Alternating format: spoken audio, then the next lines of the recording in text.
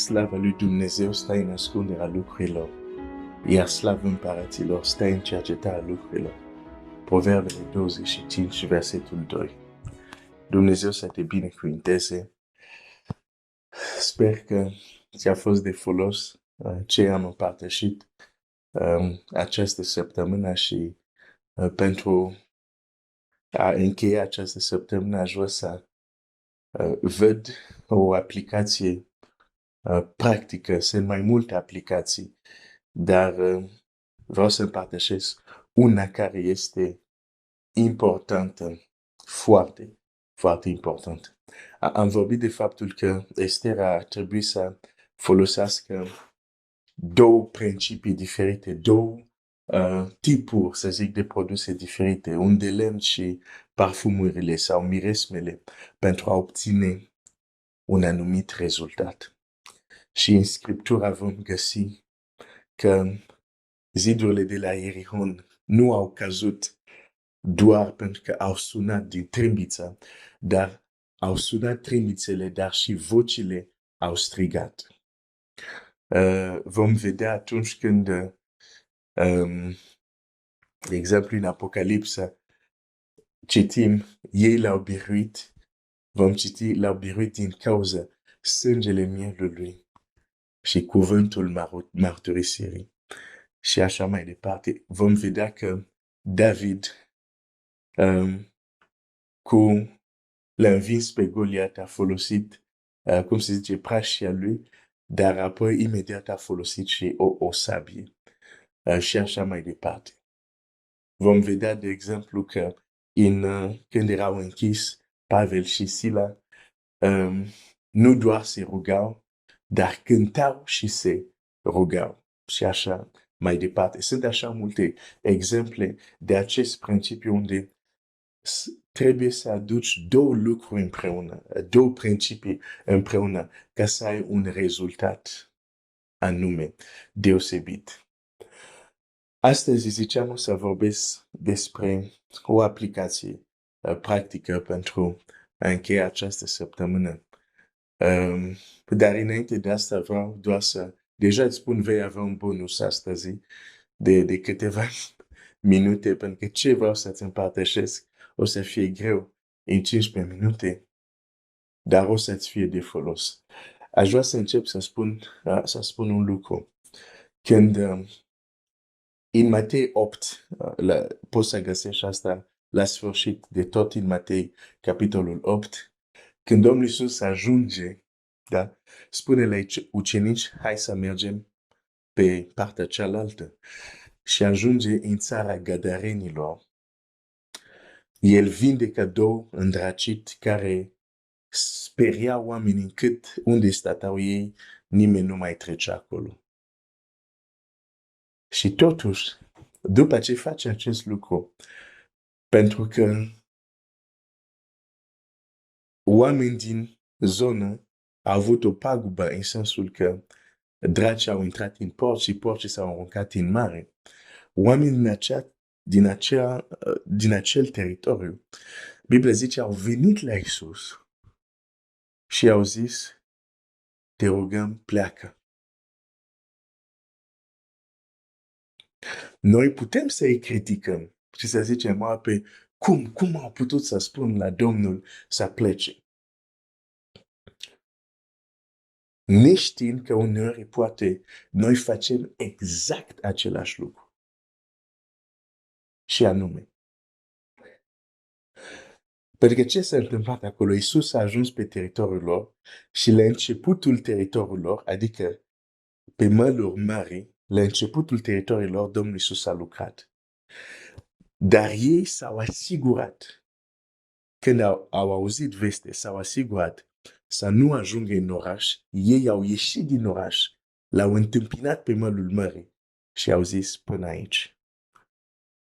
Ok, ai lucrat, ai făcut asta, dar până aici, nu merge mai departe. Te rog, pleacă înapoi. Și citește acolo, Iisus s-a urcat în barcă și a plecat. Există creștini astăzi, fără să-și dau seama, fac exact același lucru. L-au primit pe Domnul Iisus, Domnul Iisus a lucrat, dar ei vin și spun la Domnul Iisus, până aici. M-ai mântuit, știu că o să mă duc într-o zi în cer, este de ajuns până aici. Odată, nu o să mă duc să citesc pentru că o să fie prea lung dar vreau să-ți arăt ceva. Odată Pavel predica, dar când a început să vorbească de învierea morților, oamenii au zis, până aici.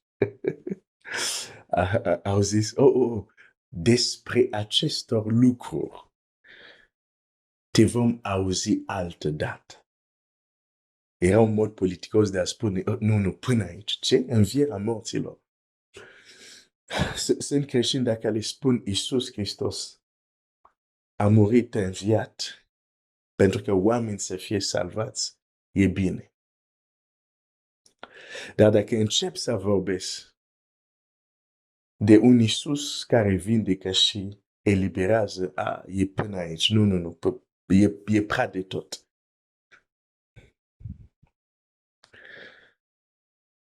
Nu limita acțiunea lui Dumnezeu în viața ta, pentru că tot tu vei suferi. Când ei au zis la Domnul Iisus, pleacă, și ce a făcut Domnul Iisus? S-a urcat în barcă și a plecat. Nu a stat să încerce să-i convingă că e spre binele vostru, dacă eu stau, o să mai fie mântuit, o să mai fie liber. Nu, când ei au zis până aici, exact acolo Domnul Iisus s-a oprit. Și când tu ai spus la Domnul Iisus până aici, acolo s-a oprit. Că i-ai spus asta în mod conștient sau inconștient. Când limităm ce poate face Dumnezeu, exact asta face. Ok. Am vrut doar să fii conștient că uneori noi o tarim și zicem, nu vrem mai mult. Ce avem ne ajunge până aici. Și pentru că Dumnezeu este, eu spun, un gentleman foarte respectuos, foarte politicos. Se oprește. Nu forțează. În Scriptura citim textul acesta, acum ajung la aplicația practică. În Matei 15 scrie așa, norodul acesta se apropie, Matei 15, 8 cu 9, norodul acesta se apropie de mine cu gura și mă cinstește cu buzele, dar inima lui este departe de mine.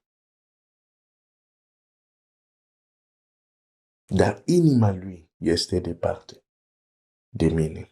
Deci asta înseamnă că Dumnezeu s-a aștepta ca și buzele, dar și inima să fie implicat. Cel mai greu să implici în închinarea ta, în rugăciunea ta, este inima ta. Buzele sunt ușor de mișcat. E ușor să cânti, e ușor să spui chiar o rugăciune.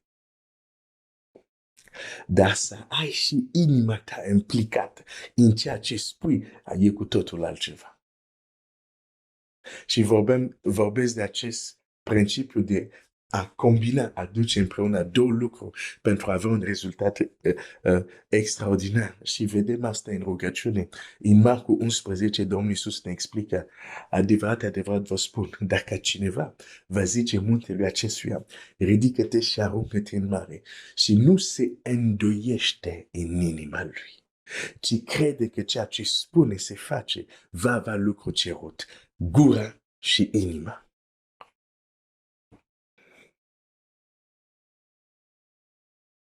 Problema este la inima.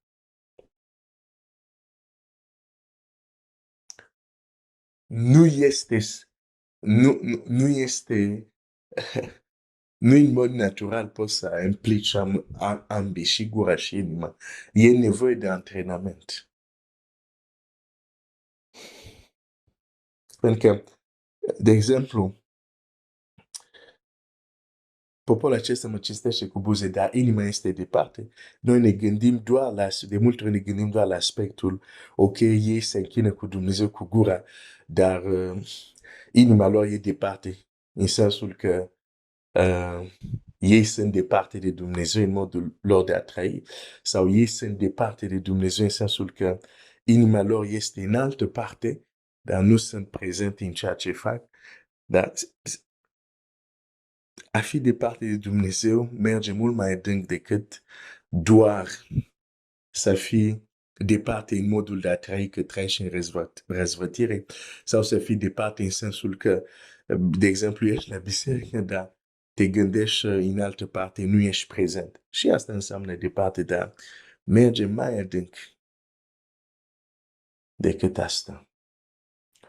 Și în acea zonă unde merge mai adânc, acolo, fără să ne dăm seama, de multe ori avem probleme. De multe ori, deși gura noastră a vorbit, deși ne-am rugat, am cântat, mintea noastră nu a fost în altă parte. Am fost prezent, dar nu am avut rezultatul dorit, pentru că, deși toate lucruri, să zic, eram prezent, ne gândeam la ceea ce cântăm, există totuși ceva în inima noastră care striga exact împotriva la ceea ce cântăm.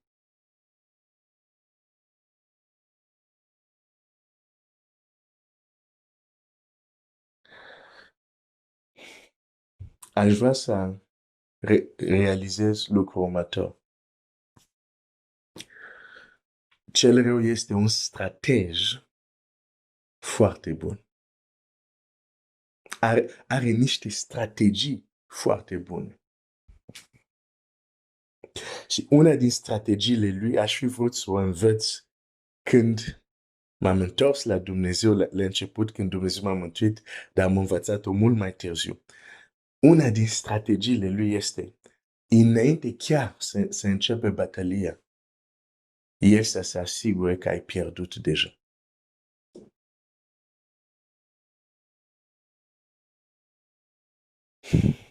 Dar am învățat asta de la Dumnezeu. Înainte chiar să înceapă bătălia, Dumnezeu s-a asigurat să fim mai mult decât biruitor.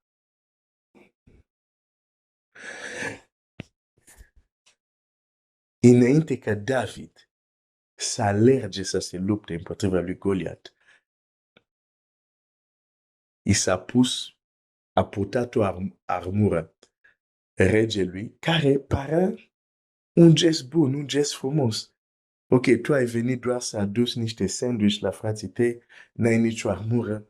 Hai că ia armura lui Saul, ia sabia lui Saul. Părea frumos. Dar era eșecul lui garantat. Pentru că nici nu putea să se miște cu armura respectiv. Nici nu putea să alerge. Și pentru a învinge pe Goliat a avut nevoie să alerge. Și atunci ce a făcut David? David a dat jos armura. Și apoi s-a dus.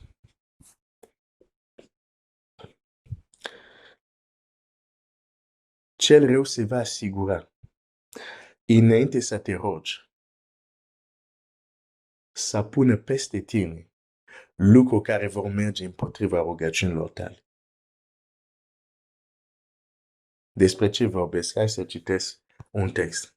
2 Corinteni 10, la 4 cu 5. Căci armele cu care ne luptăm noi nu sunt supuse firii pământești și sunt puternice întărite de Dumnezeu ca să surpe întăriturile. Aici cuvântul întăriturile este fortăreață. Întăriturile zice așa, noi răsturnăm izvodirile minții. Și ne spune unde se află aceste fortărețe. În mintea noastră. Care este un departament din inima noastră. Noi răsturnăm izvodirile minții și orice înălțime care se ridică împotrivă cunoștinței lui Dumnezeu. De cel rău, în strategia lui, va zidi va construi anumite sisteme de gândire în mintea omului. Și aceste sisteme sunt ca niște fortărețe.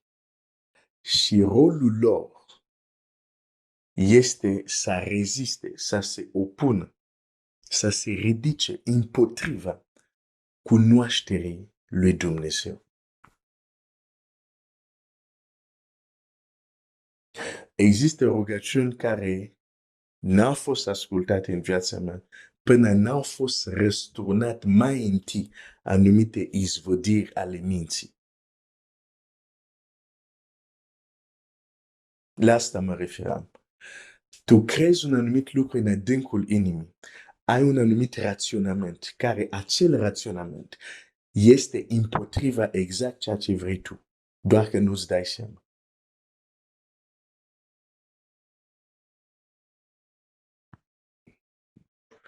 O să mai dau mărturie care am dat-o de mai multe ori când mă rugam să fiu vindicat, multe rugăciuni, mult timp nu s-a întâmplat nimic și într-o zi am zis doar o frază și s-a întâmplat. Ce s-a schimbat?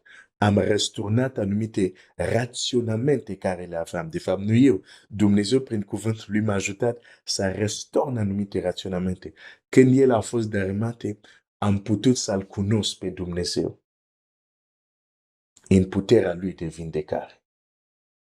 Pentru că aici, când zice izvodirele minții care se ridică împotriva cunoașterii lui Dumnezeu, nu se referă la cum să spun, nu se referă doar să-L cunoști pe Dumnezeu în sensul să știi că Dumnezeu e Creatorul, Dumnezeu e Mântuitorul. Nu, cunoașterea lui Dumnezeu merge mai departe. Cunoașterea lui Dumnezeu este o experiență. Uite, de exemplu, ce zice Pavel în Filipeni 3:10. Și să-L cunosc pe El și puterea învierii Lui și părtășia suferințelor Lui ca să mă fac asemenea cu moartea Lui. Să-L cunosc pe El și puterea învierii Lui. Tu crezi că când Pavel scrie asta, nu știa de Domnul Iisus? Nu-L cunoștea în sensul cum noi înțelegem a-L cunoaște pe Domnul? S-a întors la Dumnezeu? A fost apostol? Îl cunoștea. Dar când zice să-L cunosc pe El și pe puterea învierii Lui și părtășia suferințelor Lui, vorbea de o experiență,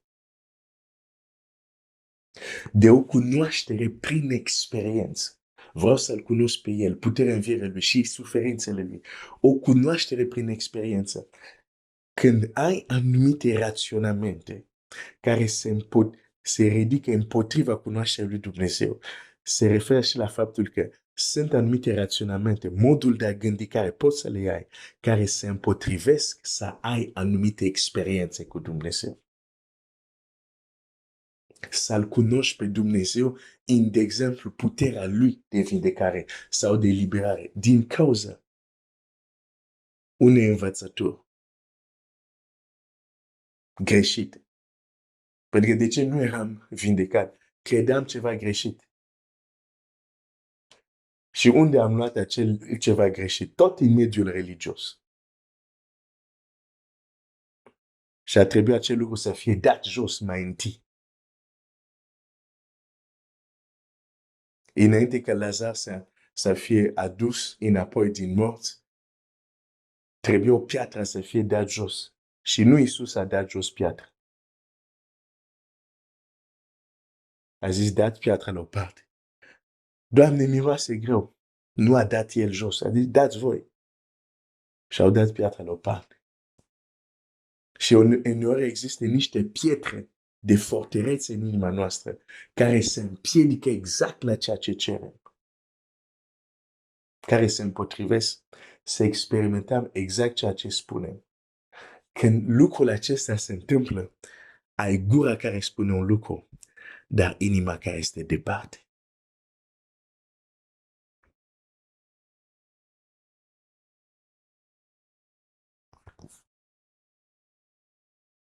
Și atunci trebuie dat piatra la o parte. Trebuie răsturnat anumite gânduri, raționamente.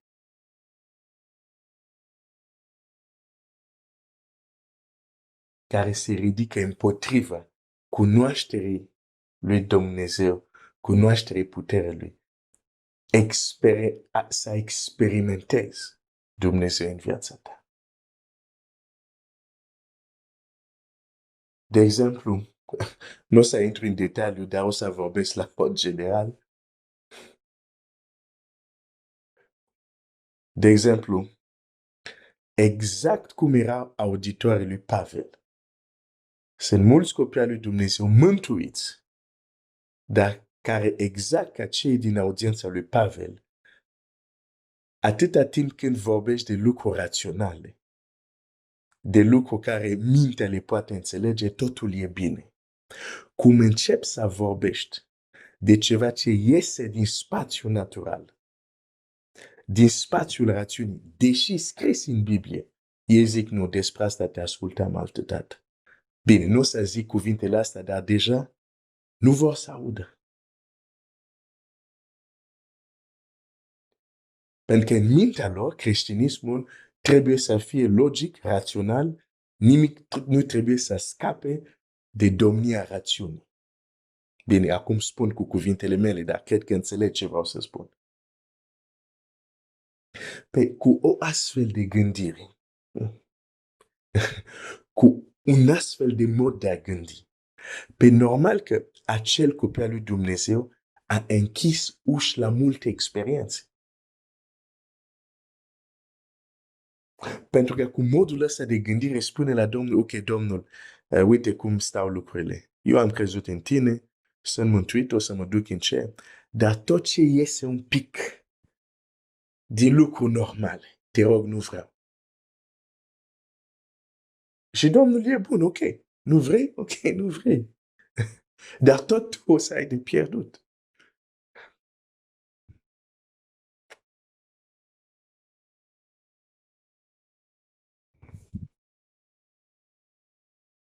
Și când cineva are un astfel de raționament, eu în mod personal zic, de ce persoana, de exemplu, se roagă?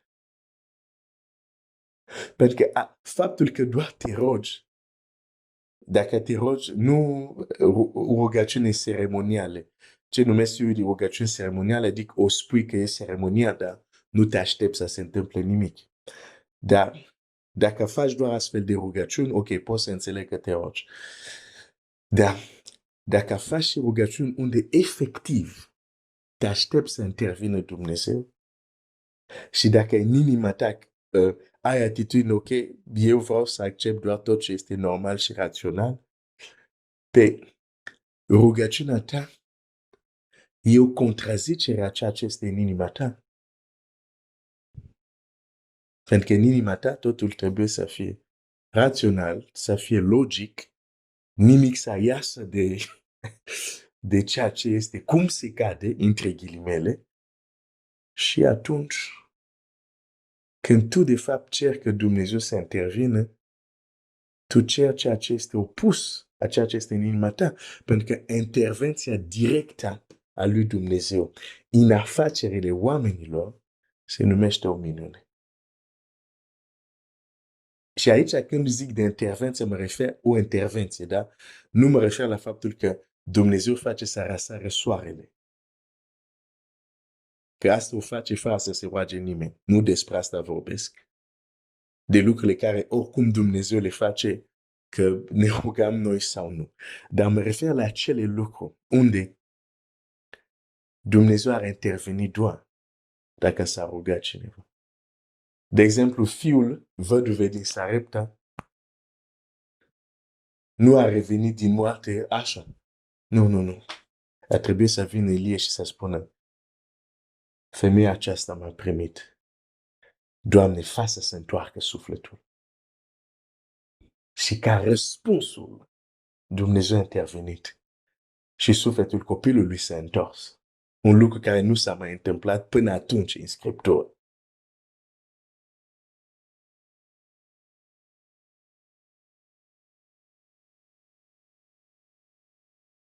Atunci uneori este bine să Am mai zis asta? Să faci un inventar spiritual. Și chiar dacă te ajută lucrul acesta să scrii pe hârtie, să vezi cu ochii tăi, tu de fapt în ce crezi și în ce nu crezi. Ce totuși laudă care găsesc, de exemplu, la Saducheu, ei știau clar. Biblia zice, ei care nu credeau în învierea morților, măcar ei știau, uite, credem în Dumnezeu, dar tot ce învierea morților, povești, nu credem în asta. Dar măcar știau. Cu multe voci care se ridică în zilele noastre, tu știi clar ce crezi. Nu mă refer dacă crezi în Isus, dacă crezi în Dumnezeu, bineînțeles că crezi, altfel nu ai fi stat să ascult proteine. Dar nu mă refer la asta, dar mă refer la alte lucruri care le spune Scriptura. Nu asta de bază. Că Domnul e mântuitor, că Domnul e bun, că Domnul... Dar alte lucruri care Scriptura le spune. Ce crezi? E important să știi. Și apoi, când ai făcut inventarul și știi ce crezi și știi în ce nu crezi, ai grijă ca rugăciunile tale să fie în armonie cu ce crezi. Că altfel pierzi timpul. Că Domnul Iisus zice, dacă cineva spune ce crede în inimă, din păcate spune multe, dar nu crede în inimă. De asta nu este impact. Dar nu este o fatalitate. David nu a zis, regele mi-a pus armura asta, nu-mi convine, sunt forțat să mă duc. Nu ești forțat, poți să o dai jos. I-am un principiu foarte simplu. Dacă o învățătură nu mă ajută să-mi doresc mai mult să fiu ca Hristos, o dau jos, nu mă ajută, n-am nevoie de ea. Dacă o învățătură nu mă motivează să semeni cu Hristos, să mă apropie cu Hristos în toate aspectele Lui. Nu să aleg parte care îmi convine, nu, în toate aspectele. Dacă o învățătură nu mă ajută, o dau jos, n-am nevoie de ea. Pentru că am niște Goliat care mă așteaptă și cu învățătură care mă trag în jos, nu țin în fața lui Goliat. Am nevoie de învățătura care îmi permite să alerg către Goliat, nu să mă tem de el. Dumnezeu să te binecuvânteze. Știu că am fost un pic lung, dar ți-am zis la început, sfârșit de săptămână, o să fiu lung. Ce ți-am zis poate sună banal, poate sună simplu, dar îți spun, este important să știi exact în ce crezi. Să faci un inventar. Pentru că s-ar putea uneori tu cer lucrurile care inima ta crede exact opusul. Și atunci, gura spune un lucru, inima e departe de ceea ce spune gura, e clar că nu poți să ai rezultat. Și atunci, de ce să continui așa? Du-te și lasă Scriptura, lasă cuvântul lui Dumnezeu să dărâme ce trebuie dărâmat, să zidească ce trebuie zidit. Și atunci când te rogi, ce spune gura, crede și inima. Și Domnul Iisus zice, vei avea lucru cerut. Rugăciunea ta va avea impact, indiferent chiar dacă lucru care cer. E o chestie nebună cum ar fi să se mute un muntele. Dumnezeu să te binecuvânteze.